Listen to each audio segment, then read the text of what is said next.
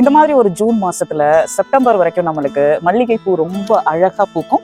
ஒரே தொட்டியில இந்த இருவாச்சி மல்லி வச்சதுல இருந்து வருடம் வருடம் வந்து நான் ப்ரூன் பண்ணி உரம் போட்டு அதிகப்படியான அறுவடை வந்து எடுக்கிறேன் அப்படின்னா உங்களால நம்ப முடியுமா?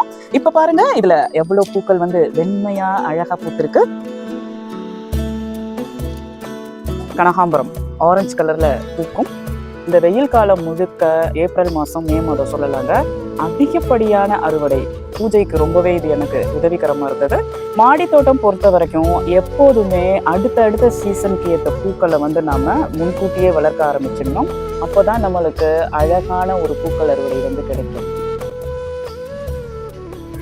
இந்த மாதிரி ஒரு ரம்யமான கிளைமேட்க்கு 3 மாசமா வெயிட்டிங்ல, மார்ச் ஏப்ரல் மேல இருந்து.